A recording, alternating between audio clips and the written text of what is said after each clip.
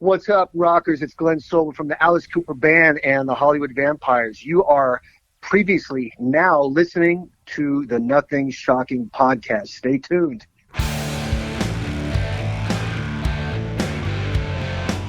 Want to know what's going on in the world of music? Then tune in to the Nothing Shocking podcast, a non-genre based, all ages friendly rock and roll program. Join us weekly for interviews with all your favorite rock stars from the mainstream to the underground. You can find us at nothingshocking.libsyn.com or anywhere you download podcasts.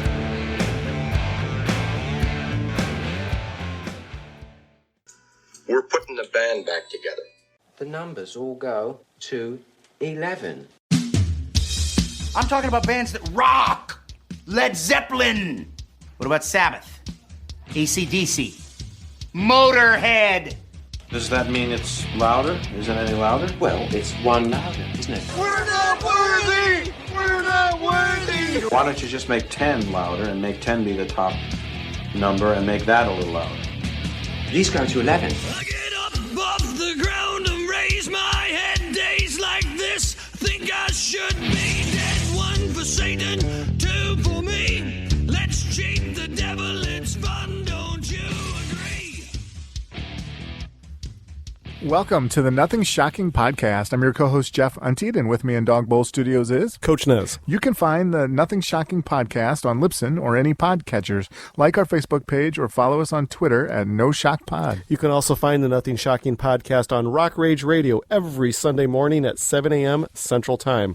Our sponsor is Ragged Records, located in downtown Rock Island, Illinois, and downtown Davenport, Iowa.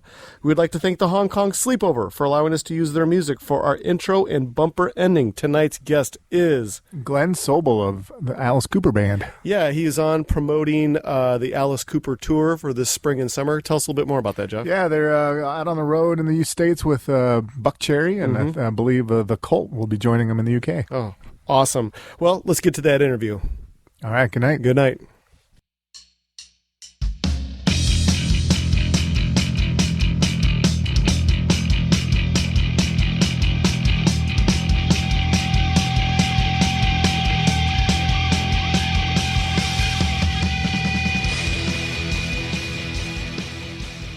Glenn, welcome to the Nothing Shocking podcast. I'd like to introduce to you my co-host, Jeff Untied. Glenn, it's going to be fun tonight. How you guys doing? Oh, Good. Fantastic. So, hey, thanks for the correspondence. Thank you for agreeing to do this. We're excited to have you. Of course. Absolutely. So, you just returned home from the Monsters of Rock cruise. Every rock cruise has their own unique live show schedule. How did the schedule work out for the Alice Cooper Band on this cruise? Oh, the schedule worked out fine. I know that there was some shuffling of artists kind of last minute. Some artists backed out, some were added on. But we always had our two shows on the last 2 days, 2 nights of the cruise, because Alice wasn't coming to the ship until we were actually in Cozumel. He flew there and then boarded. So Gotcha. That was it. We actually had 3 days off on the boat to eat, drink, hang with everybody. It was great. Oh, fantastic. Did the cruise line have many COVID restrictions for the attendees? How did it work out? As far as I know, well, everyone had to definitely be vaccinated as far as double vaxxed, and they had to we all had to submit test results 48 or 72 hours in advance that showed a negative test. So they didn't do like any type of social distancing in those pod type things like they've done before in the past?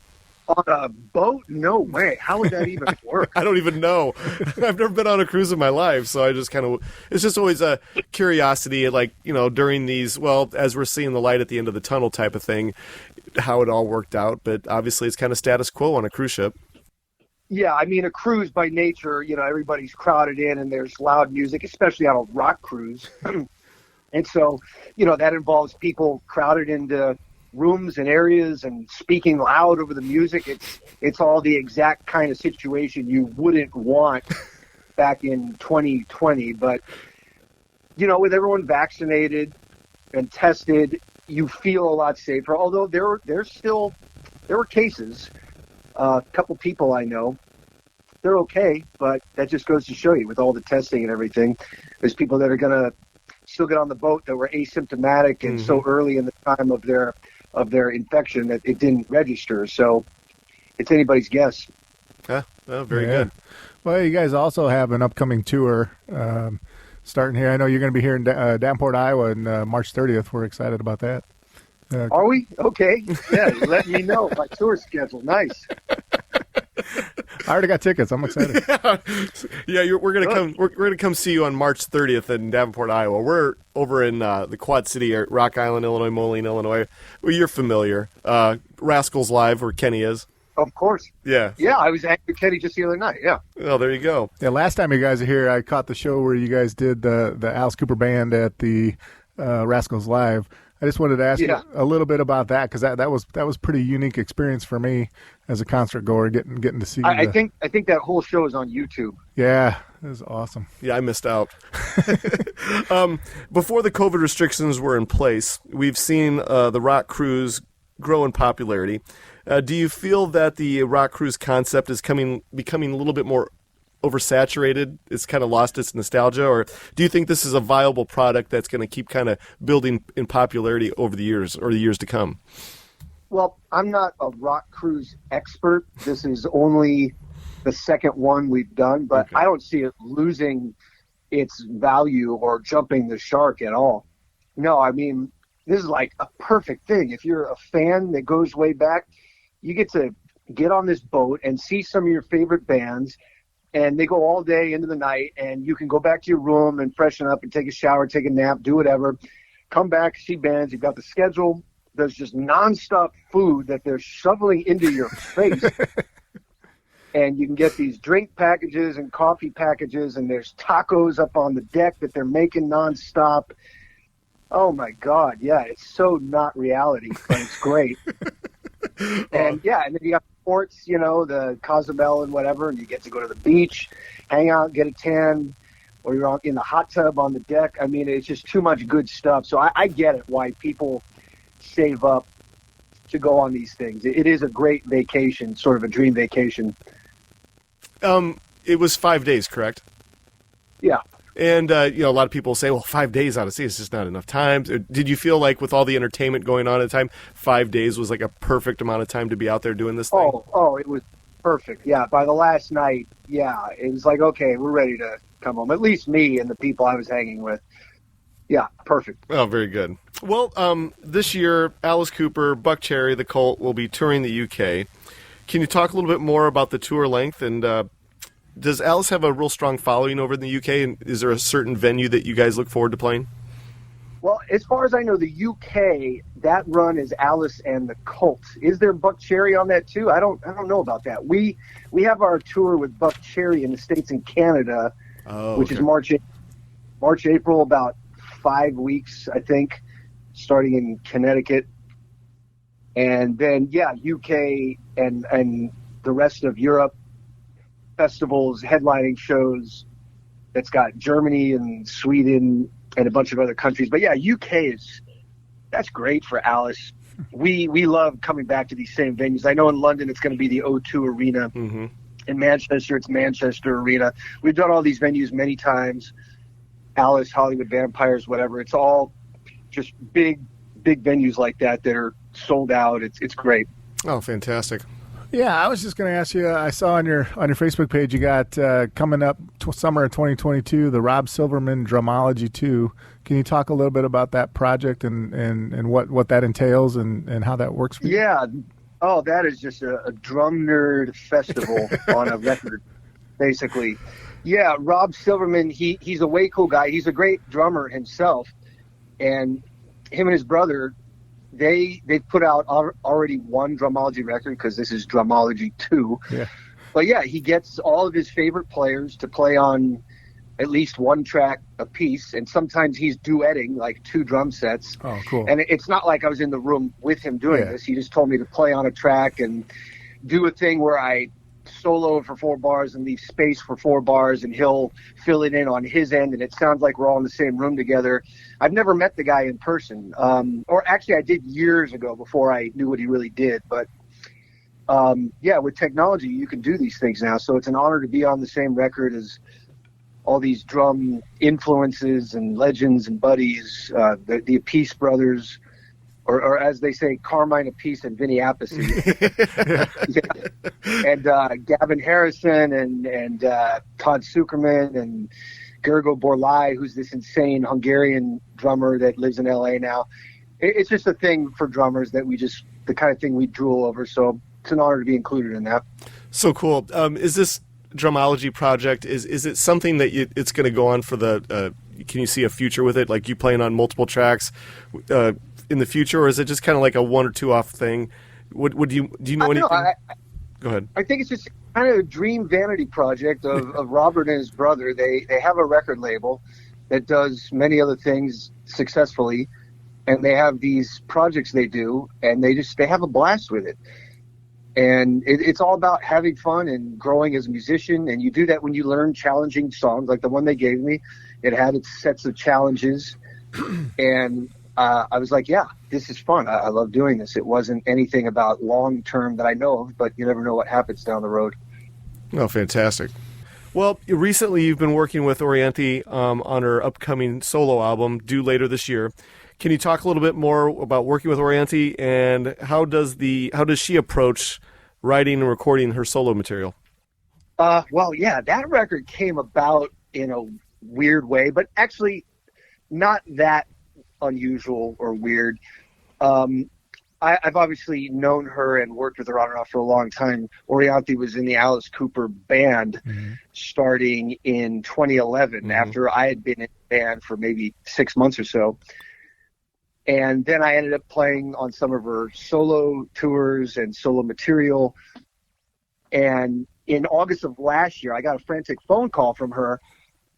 She wanted to know, are you in town? Oh, my God, I'm in the studio working on my new record. And the drummer and bass player that got called to do this, they're not working out. It's not happening. Are you here? Can you save me, basically? It's not that unusual. It was a drummer bass player. They're great, and they've done some tremendous gigs, but it's about being the right people for a gig, not the most amazing best in the world. It's, are they the best for the gig at hand? And in that particular case, it wasn't working out. So I got the call. I said, yes, I'm in town. Relax.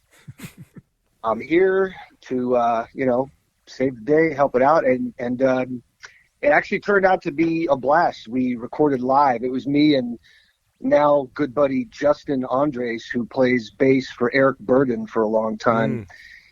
And it was a trio. We recorded live in the room over at Sunset Sound, which is, most rockers know that place for being where Van Halen did the first 5 records. Yeah. And not to mention, it's been there 60 years, and Zeppelin, The Doors, Alice, Muscle of Love. That place is a landmark. So, yeah, always great to record there. As far as working with her on her solo material, had you previously did any recording of her previous albums before this one, or how's it worked out with you two? Sure. Yeah. There's one or two tracks here or there. Like I remember there was one on a record she did way back where they wanted to do a more heavier rock mix of it, so I put drums on after the fact to replace the more countrified, low-key drums. I put on some big drums, and I recorded with her and with Robbie Krieger at her studio 2-3 years ago. And sure, yeah, we've done studio stuff. Oh, so cool. Jeff, you got this next one? Yeah, I'm my wife and I are Netflix fans. I see you said that you have you've been working with an actor that's playing a drummer in an upcoming show. Can you talk a little bit about that? Well, sure. Yeah, it wasn't that recent that I did that, but with movies, they take time. From the time there's principal photography up until the time that it actually gets released. I mean, you never know how long it takes. But no, this was in the latter part of 2020. I got called to coach an actor who's the lead in a Netflix movie. It's a very metal movie. Title is Metal Lords. Hopefully it stays as that title because I think it's badass. But he plays a kid in this movie. It is a kid actor. It's Jaden Martell, who's a veteran at 18. He's one of the main kids in the movie It. He's Bill in It. And he's in Knives Out. He's in St. Vincent with Bill Murray. Great kid. Like, not a drummer, but I got him looking like he is absolutely playing the drums. And there's a body double I had to help choose. And the one of the musical supervisors of the movie is Tom Morello. And he really wanted the authenticity factor to be high. You know, you guys are music lovers. You're probably musicians yourself somehow. When you see a movie that has music and it's about musicians, you know immediately if it looks fake or if it looks genuine. Mm-hmm. Yeah, and so I know that Tom Morello, and as well as the producer-writer of the movie, that's D.B. Weiss. He's one of the writers of Game of Thrones. He's a total metalhead. Oh, cool. He loves all that. I met him on my residency gig at Lucky Strike in Los Angeles a few years ago. He sat in with us and played Iron Maiden, Wrathchild. Mm-hmm. And that's kind of what led to this gig, coaching this actor. But he wants the authenticity level to be like top notch, where people go, wow, that kid's really playing, you know? And so it's all in the editing at the end of the day and how the music scenes are edited. But I did my end of the job, and I'm proud of it. I'm as proud of that as of anything where I've played the drums. Oh, so cool. That's cool. Absolutely.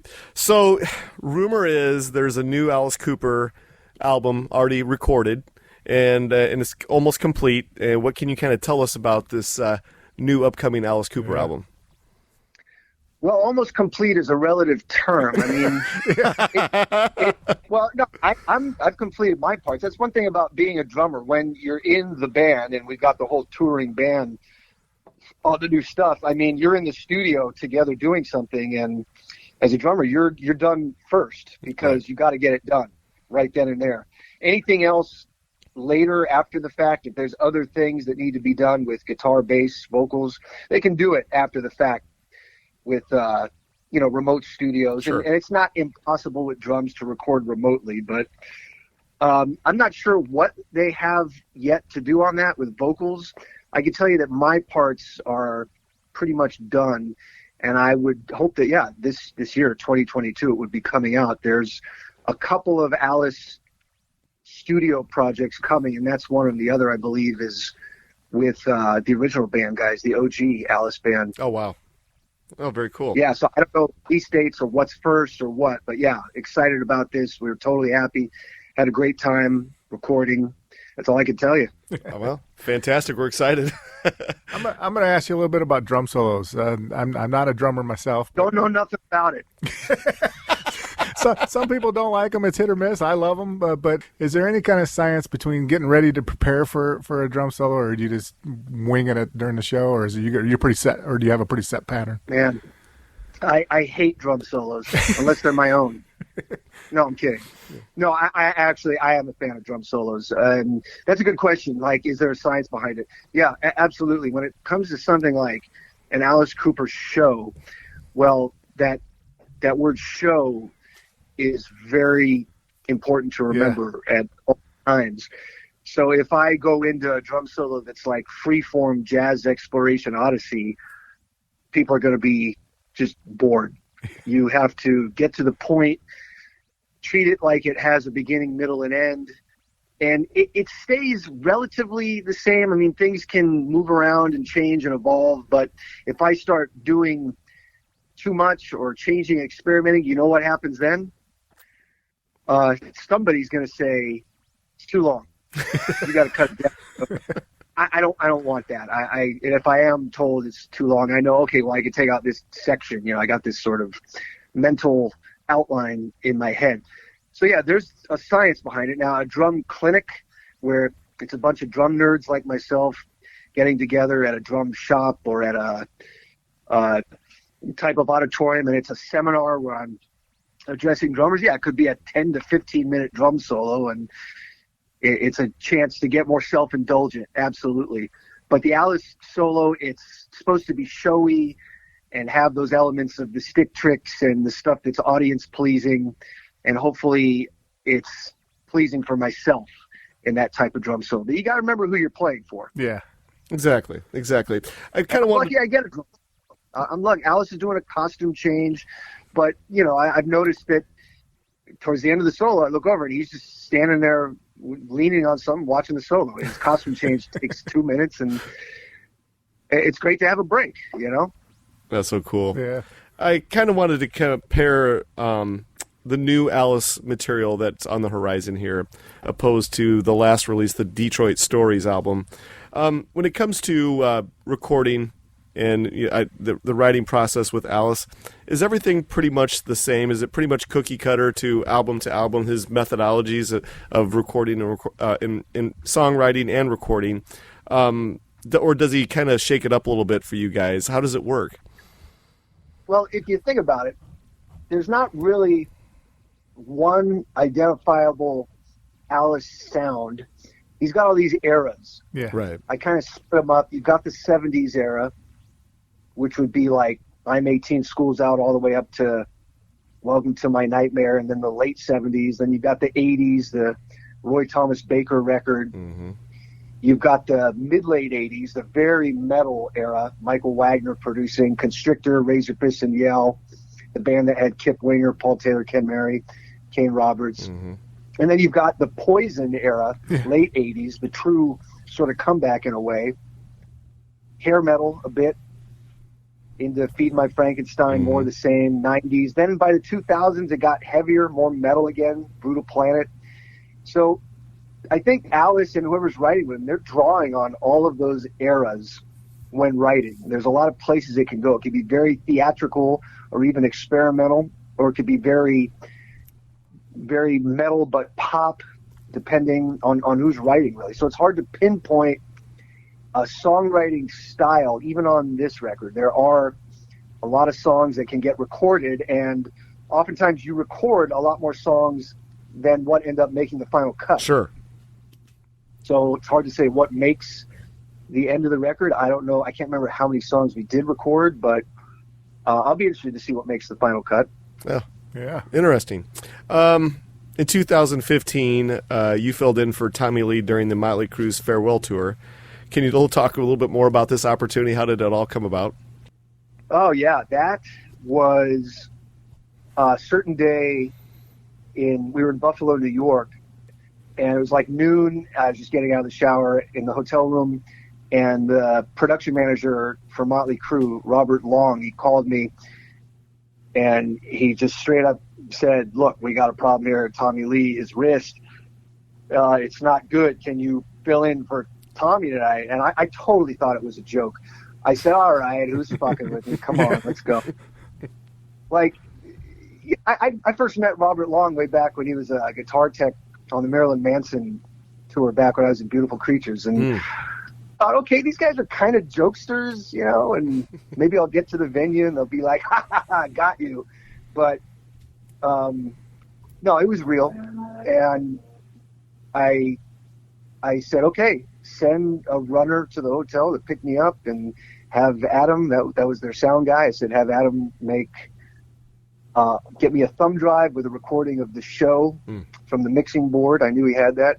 I said, I got to sit in a production office and for the next few hours make notes on the show, like charts or cheat sheets. And I know people say, "Oh, it's Motley Crue, you got this." It's like, no, you got to know the songs. I mean, every tune, there's a click track going on. That's a metronome that you're hearing through your in-ear monitors. You have to play with and not get off from it, because the entire show is synced up to this metronome in the form of lighting and even pyro and the CO2 cannons. It's all time-coded, and it all goes along with this metronome that the entire band hears. Oftentimes it's only the drummer that hears it, but the entire band hears it in this case. It's the way modern shows are played.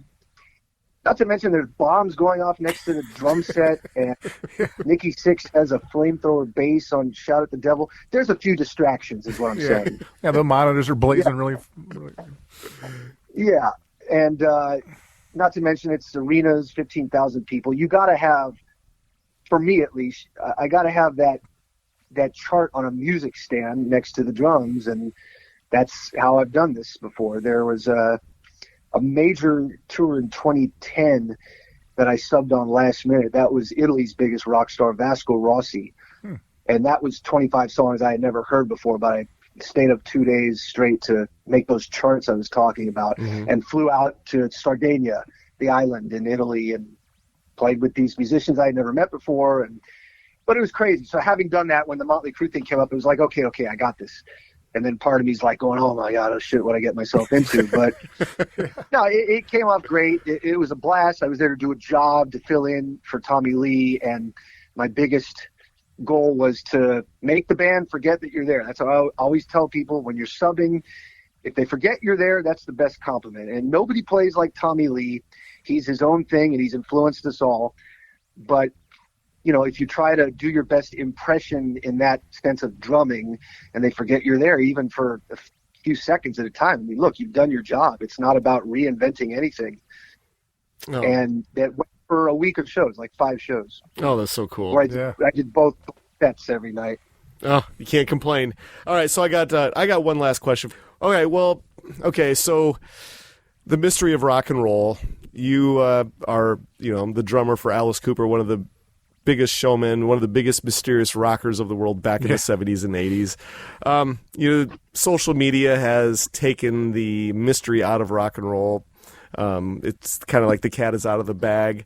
What is your thoughts and theories on, the mystery of rock and roll? We kind of lost it with social media. Were you a fan of the mystery of rock and roll, or do you kind of like the accessibility now? Yeah, mystery's done, isn't it? It is. It's weird the different degrees that people take this sort of anti-mystery with their social media. I know that there's bands that they go so far as to broadcast the entire making of their record on Twitch. Yes. Yeah. Or something like that, where, you watch them, from the drum tracks to the guitar tracks, they're in there with the producer and the engineer, and they give to their Patreon subscribers or subscribers elsewhere, they get exclusive access to these behind the scenes live moments, which it's like, wow, that's nuts. You wouldn't have thought of this 20 years ago that people would even want that. But, it's another way that artists can monetize their followings now. It's like the music is, in a way, the part that you give away almost for free, unless you have a giant hit song. I mean, that's a whole other debate about streaming and Spotify and Apple Music. Do they rip artists off? There's an argument there, but it's never been easy. There's like 60,000 tracks a day uploaded to Spotify. Not everybody can be successful and make a living. It's just never going to be possible with the overabundance of music that there is. So the music, in a way, has to be a loss leader for artists, but then there's other ways you monetize, like broadcasting the making of your record for subscribers. I don't do that, and I've never been in a band that does that, but I understand it.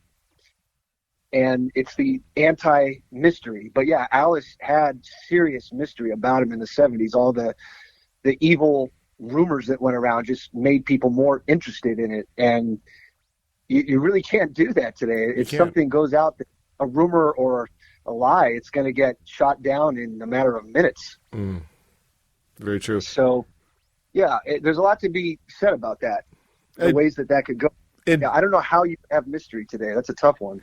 And, where's your thought process or mind space, and do you miss the mystery, or do you enjoy the accessibility of it?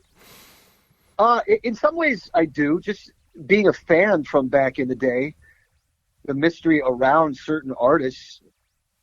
People looked at Jimmy Page. Oh my God, like he's into Aleister Crowley and all this crazy black magic, and oh my God, he's evil. It just makes people that much more interested in the things about Alice and Ozzy Osbourne and so many other artists. It's what drew you in was this danger and this mystery and the way that you think these people live. It represents a way that, you can live your life like that, if not for one night of seeing them in concert. Motley Crue. I remember when I was a little kid, it was like, oh my God, those guys are scary. That guy Mickey Six, I don't know about that. That's a little too much for me. I was Zeppelin and Rush. Later I got into Motley Crue, but in the beginning, I don't know, I wasn't feeling it yet. They became one of my favorite bands ever, of course. It's just everyone's got their own entryway into music where they discover something or learn to appreciate something. And sometimes it takes them to go, oh, I see why this is huge. I get it now. Like something has to suddenly snap in your brain. Yeah, exactly. Exactly. Jeff, you got the last question? Well, I was just going to ask you a little bit about, so Eric and I are avid music collectors. We're still the diehard CD format. That seems to be dying. They moved. Every time I read an article, they say vinyl's outselling CDs. Well, that's only because there's nowhere for me to buy a CD yet.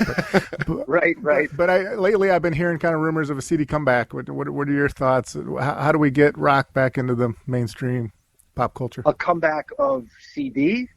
Yeah, or just rock and roll back into the maybe more of the tangible product in the people's hands again. Yeah. I just don't see that ever getting near what it was. Yeah. It is nice to have a tangible product for the serious fans. It's a keepsake. It could be signed by the artists. I don't even know. I mean, I think I have a working CD player in my car, but even that's rare for people. Yeah. I know. Vinyl, I get it. It's cool to have a record player, and there are people that manufacture them still.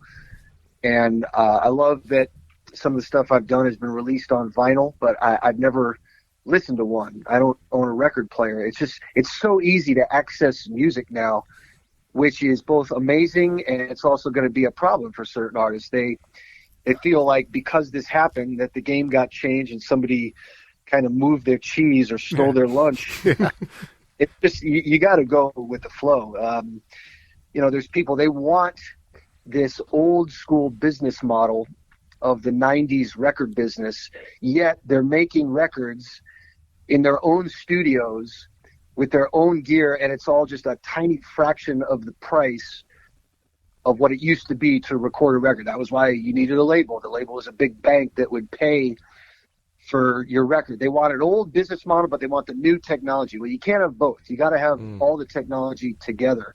And now distribution and promotion is practically free. It's the making of the record that's going to cost you something, but it's not going to be hundreds of thousands of dollars like back in the day. So, yeah, it's anyone's guess what direction it would go, but I don't see CDs really coming back in a big way. It's nice that they're still around. Yeah. Yeah, we still listen to them religiously. So we're out of our allotted time, Glenn. But before we let you go for the evening, is there anything that we did not cover tonight that you would like to promote or plug?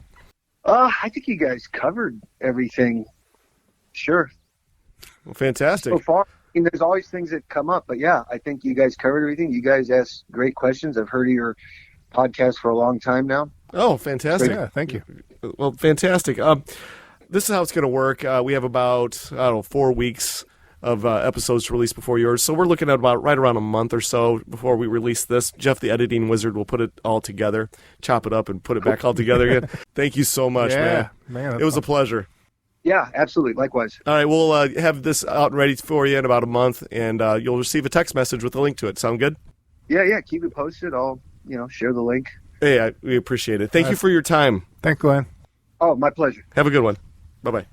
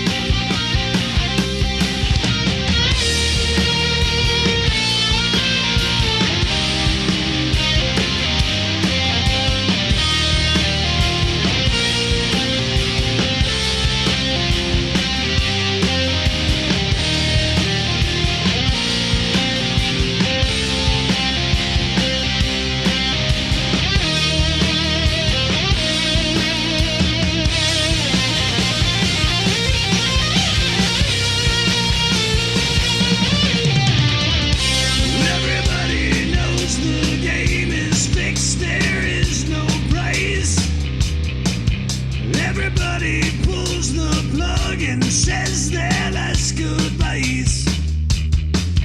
Move to the sunshine, fight the grip of nights. If they ever take from you, then you plug out both their eyes.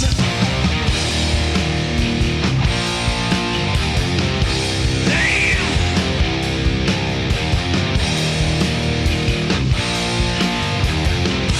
roll the dice.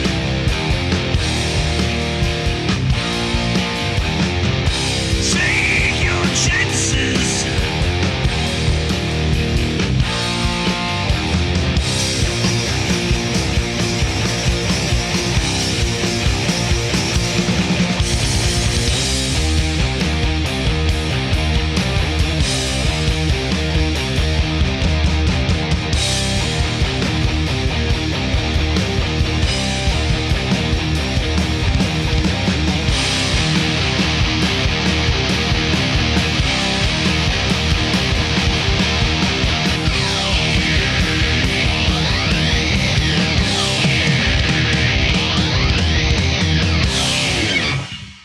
Welcome to the night.